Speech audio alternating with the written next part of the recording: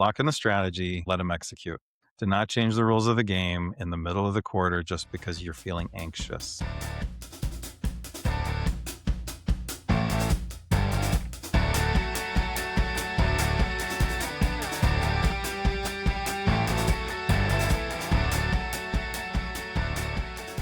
Welcome back to the Fitz and Franson Show. I'm Fitz. Yep. And I'm Franson.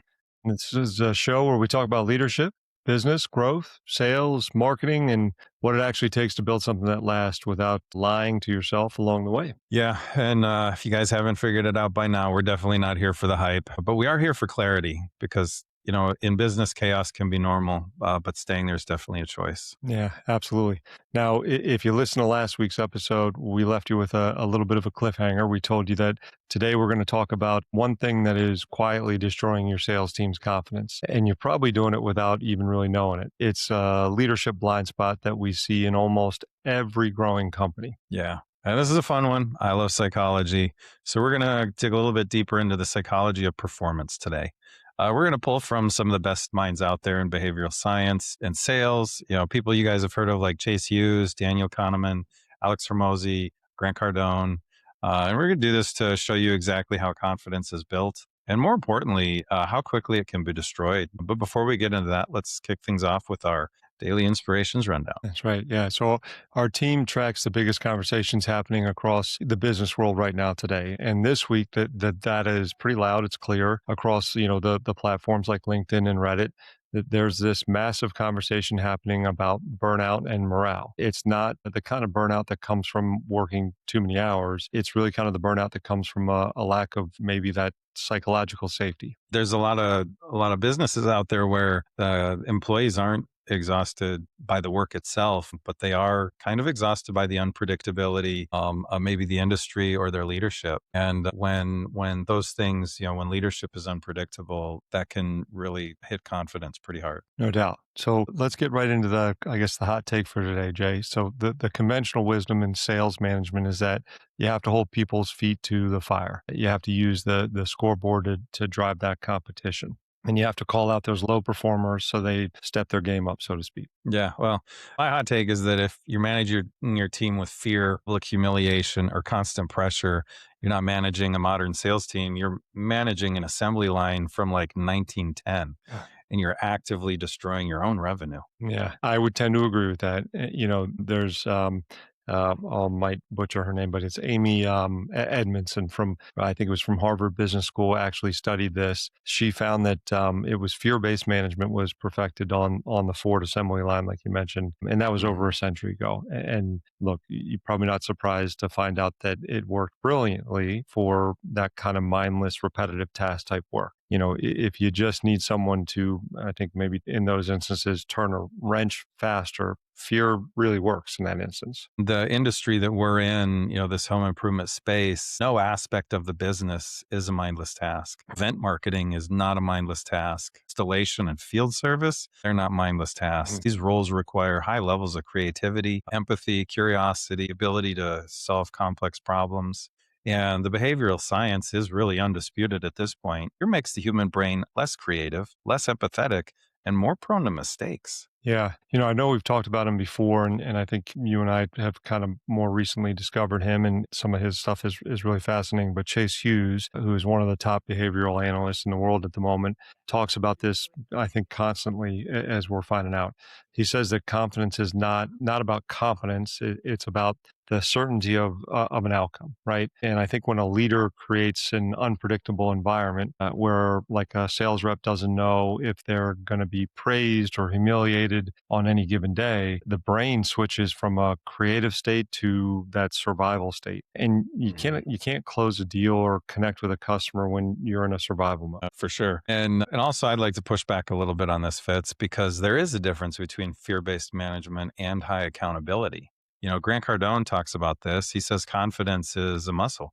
And if you don't drill it, if you don't role play, if you don't hold people to a high standard, that muscle can atrophy. So how do you hold a team accountable without destroying their confidence? Look, I think drilling and role play is important. You've heard me say that a bunch, but I think it comes down to a really key part of this, right? It comes down to objective feedback versus subjective feedback. I think another, good voice out there is Alex Ramosi, and I think he broke this down pretty brilliantly. If you pull a rep into your office and say, you were terrible on the phones today and you need to get your energy up, that's subjective. It attacks their identity, it destroys their confidence. But if you just kind of flip it a little bit, right, and you say, hey, your close rate dropped by, from, let's say, from 40% to 25% this week. So let's go back and take a look at the tape or listen to the recordings and figure out what changed in like your price roll, your price presentation. That's subjective, and that attacks like a real problem and not really the person or their energy, so to speak. That's a big difference. Oh, that's it. That's a massive distinction between the two. And I think that we as leaders can, say things maybe in the moment that we do accidentally attack the person instead of the problem in front of us. So in this way, you're giving them the evidence they need to rebuild their confidence rather than just tearing down their self-worth. Hormozy also says, if you don't have confidence, build evidence. I love that. I mean, be able to point out to maybe your more hesitant employees the evidence that says that they have what it takes to be winners. So leaders have to help their teams build that evidence. Yeah, I couldn't agree more. So let's break this down into like I guess the specific ecosystems where this happens inside of our business, because confidence does get destroyed differently depending on, I think, the role, inside of the organizations we work with. So let's start, Jay, with one that you're probably familiar with, the call centers, right?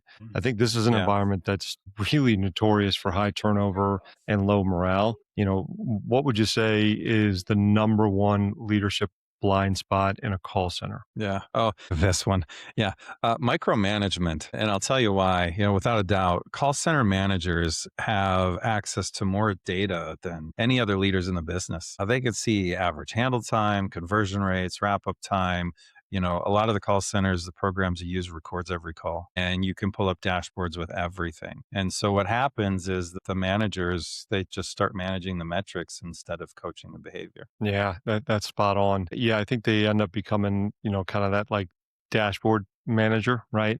They sit in their office and they watch the numbers. They turn from red to green and back and forth, and they run out onto the floor and they yell at whoever is red at that moment. And then just extrapolate and think about what that does to the rep's psychology. Daniel Kahneman, a Nobel Prize winning psychologist who wrote Thinking Fast and Slow, talks about a concept called loss aversion. And this is where humans feel the pain of a loss twice as intensely as the pleasure of a gain. So when a call center manager only points out what a rep is doing wrong, only focuses on the mistakes, they are constantly triggering that loss aversion. The rep becomes paralyzed, maybe not paralyzed, but slower, and they become so afraid of making a mistake that they stop taking the risks. They second guess themselves. They could even stop sounding human. And then they just end up reading a script like a robot. Yeah, that's a good point. Because look, and when they sound like a robot, their conversation rate will end up dropping even further. And that brings that manager back out on the floor to start yelling at them all over again. It turns into kind of that death spiral, so to speak. Yeah, yeah.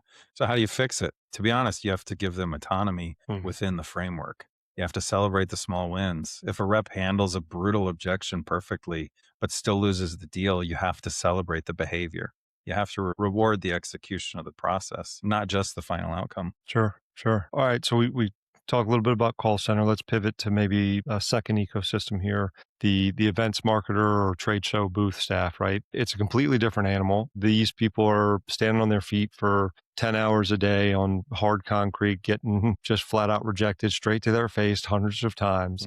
Their confidence is under like a constant assault, like directly from the public. How does leadership maybe unknowingly make it worse for these people? Yeah, they are a special breed of people. Oftentimes, leadership unknowingly sends them into a battle, because these home shows can be a battle without the clear mission that's needed. The number one confidence killer for an event marketer is really a lack of clear expectations. Leaders can spend thousands of dollars on the booth and on the entrance fee and all of the things required to get the team ready, and then they say, all right, go get some leads. Yeah. Yeah, that's you and I have seen that a bunch of times, right? Well, nothing worked, and my team's not good at this. And at the end of the day, the draft just happened. So use a football reference. It would be like the Hmm. equivalent of telling a football team go score points and not giving them any kind of playbook or plays to go run. Yeah, yeah, exactly. And then when the event doesn't generate the ROI the company expected, leadership then blames the event staff. And they say the staff didn't hustle hard enough. But the reality is the leadership failed to provide the strategy from the beginning. Sure. Yeah, I think you and I have both seen this happen probably too many times to count. And look, there's another probably massive, bigger blind spot here: leadership's inconsistency, right? A leader will tell the event team that the goal is to collect as many emails as possible or contact information as possible. And halfway through the first day, the leader panics because the emails aren't turning into, instant appointments. So they change the goalpost. They move that goalpost, right? Now they want the Yep. team to hard close appointments right there on the floor. That's not a winning formula. Yeah. Yeah. The team members get whiplash. Mm. They're like, hey, we're told to do this, and now we're told to do this. And yeah, exactly. And that right there throws the wrench in the system. It destroys the team's rhythm. You gave them a script and a flow. It was working for the first goal. Now they have to completely change their approach on the fly. That's tough. Yeah, it destroys the evidence base that Hormozy was maybe that he talks about. The team they end up losing confidence in the system in general, and more importantly, they lose confidence in that leader, like you were just talking about. And if you want that event team, you want your event team to perform with an absolute certainty, have to lock in the strategy before the doors open, and you have to let them execute it without any kind of interference or that whiplash, like you just mentioned. Yeah. Yeah. And we are being hard on the leaders right now, but I think it's appropriate. Mm. So let's move on to the third ecosystem. And this is one that almost nobody talks about when it comes to confidence, the install crews or the field service workers. Yeah. Yeah. It's probably the most undervalued workforce in any service business, which is kind of crazy to say because it's what we're all like selling, right? The appointment and then the actual Hmm. sale itself. And their confidence Hmm. is just as critical, if not the most critical to an organization's bottom line as your top sales rep's confidence. Yeah, absolutely. And, I'm not a big fan of sales guys. We both know this fits, but man, those sales guys, they get all the glory. Well, They get the attaboys and the high fives and the commission checks, but the install crew gets unrealistic timelines and angry customers when things don't go right. How does leadership destroy the confidence of those field workers or the installers? well, some of those pats on the back are well deserved by us salespeople, if I'm being honest here. But look, yeah. Well, look, I think the unfortunate thing is that the install crews and the production people, unfortunately, at times get treated like an afterthought, right? And the communication with them, they only get communicated with when there's a problem, right? When does the operation manager call the lead installer? Well, only when a job is maybe behind schedule or a customer's complained or, I don't know, a piece of equipment shows up back at the shop broken, right? They Yeah, never get a yeah, call just to say, hey, that install yesterday was flawless, right? It's kind of like out of sight, out of mind when those things happen, yeah. or like the customer was thrilled or great work, right? We don't celebrate that stuff nearly as often as we should. Hmm. Yeah. And this goes back to Kahneman's loss aversion. If the only feedback you ever receive is negative, your brain starts to associate your leadership as a threat.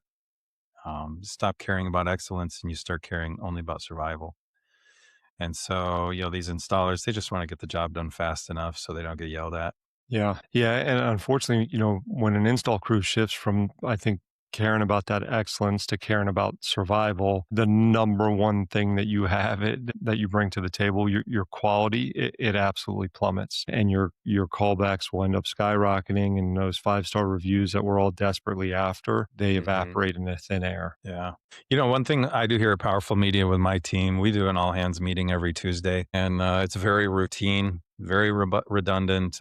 Review last week, talk about wins and losses. But two things we do every week, and we're deliberate about it, is we talk about customer praise. So here in the office, the account managers, they're talking to the customers and they find things that are going well, what the customer's happy about. But then we also jump into conversations that our team has had. Um, that went well. So it might be that they didn't actually book the appointment, but they handled a price objection really well. Or they, revived a conversation from 6 months ago and got that customer to book an appointment. And so it is important to just schedule regular praise. Just Mhm. make it a habit. It's easy enough. Most companies have the install meeting or the sales meeting. Make sure that's a line item in every single meeting that you have where you just point out something that went well. So, there's also an issue that we talked about last week with the disconnect between sales and operations. When a sales rep promises a customer that a job will take 2 days and the install crew knows it's a 4-day job, the crew is set up to fail before they even park the truck. And this can destroy their confidence in the company's integrity. Big Yeah. deal. Yeah. Unfortunately, as a sales leader, I've had those conversations with sales reps Mhm. too often, right? We got to do better about how we Yeah. promise things or what we promise to Mhm. homeowners. Look, if you're a sales rep out there or a sales leader out there, you definitely need to hear this. If you want to bring Mhm. a high performing install crew down, which is a really, really great sales tool to have. If you want to bring them down and crush them, this is a great way to do it. On the flip side of it, if you want to bring them into the fold, you got to Yeah. celebrate their wins. You got to make sure you set them up for success, right? But celebrate them publicly. You have to ask for their input on timelines Mhm. and materials. And when they feel valued, their confidence goes up, right? And a Yeah. confident install crew will generate more referral, repeat business than some of your best marketing campaigns. I've seen that time and time again. And I think we've actually talked about it on this show, but whose name always shows up in the Google reviews? It's not the sales guy. No, nor the marketers, for the record, Jay. Correct. Okay, just We for the get record. zero credit. Usually marketers, they were annoying. Yeah, that's fair. I mean, the sales guys weren't far off of Mhm. annoying either, if we're being honest. But Yeah. no, it's always the crews, Yeah. right? So, again, I Yeah. think all of us are working to set each other up for success, and clearer Mhm. expectations is the right way to do it. And I think one of the big things is that open line of communication between all three pillars here is a Yeah. really, really important part of this. But again, just making sure everybody's set up for success is huge, and not just kind of handing the ball off and making it somebody else's problem. Yeah. Yeah.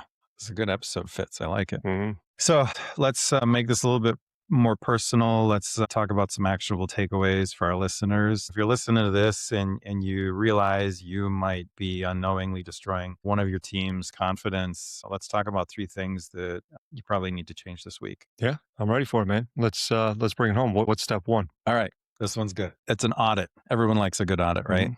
Like a tax audit, good stuff. Should I go get a tie? Yeah. Step one, audit your feedback ratio. One of our jobs as leaders is to give feedback that's clear as kind. And so we want to be giving feedback to our team members so that they can improve. With that being said, over the next 5 days, or the 5 working days, track every piece of feedback you give your team, not what you receive, what you give. Are you giving objective feedback like we talked about earlier that's based on data? Or is it more subjective feedback based on emotion? Are you celebrating the behaviors that you want to see, or are you only pointing out the mistakes? Hmm. Yeah, that's powerful, right? I think taking time to notate what you said and how you said it, that would be a big one, and where it Mhm. came from would be huge. So, really good Yeah. one, Jay. What's number two? Yeah. So, step two, and business owners like to hustle and they like to pivot. They like new ideas, but stop moving the goalposts. Hmm. Whether it's your call center, your event team, your sales floor, your installation crew, lock in the strategy and let them execute. Do not change the rules of the game in the middle of the quarter just because you're feeling anxious. Let them build the evidence that the system works. That's huge. I think given time for a system to breathe and grow a little Mhm. bit and find out if it actually is Yeah. working or not, I think we're all guilty of kind of that anxiety of I need to see some momentum going. It's harder. It's easier said than done, rather. So, but that Mhm. consistency will breed some confidence in your people. There's no doubt, and they'll figure it Yeah. out. So let them do it. Yep. I like it, man. Yep. All right. All right. Yeah. What's the final step, Jay? Yeah. Step 3, recognize your invisible workforce. This is an interesting one. I like this one. This really kind of highlights the team as a whole. Find one person on your install crew or somewhere else in the organization, administrative staff person, someone that did something exceptionally well this week, and recognize them publicly. Show the entire company that excellence matters, no matter what department it happens in. I like that. Invisible workforce. I like it.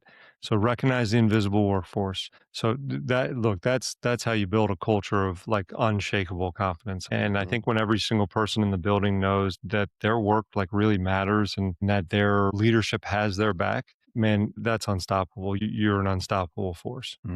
Yeah.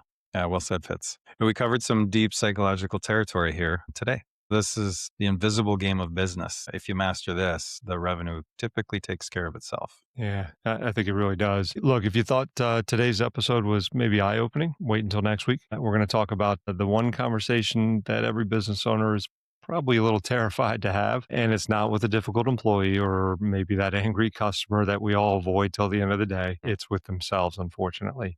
So we're going to break down exactly why most business owners are the single biggest bottleneck in their own company and what they have to do to get out of their own way before it costs them everything. So that one is probably going to hit close to home for some of us, and you'll definitely not want to miss it. I'm looking forward to that one. I have definitely had some ahas where I'm like, oh no, I'm the problem. Yeah. Good ahas. Like, yeah, who am I going to blame? Oh, shoot, it's me. Yeah. So anyway, thank you everybody for tuning in today. Today's episode was brought to you by jorts. They're comfortable and practical. Nice. Just kidding. All jokes aside, if today's show brought you value, please share it with another business owner who needs to hear it. And like, subscribe, leave us a review. Check out some of our other shows that have already been posted to the channels. Yeah, we appreciate that stuff. It means a lot. We appreciate you guys. And Jay, always a pleasure, sir. Until next time, keep building, keep growing, and happy hunting, everybody. Happy hunting. We'll catch you next time. Same mic, same vibe, big laughs, big talks. Yeah, we're built different, all right.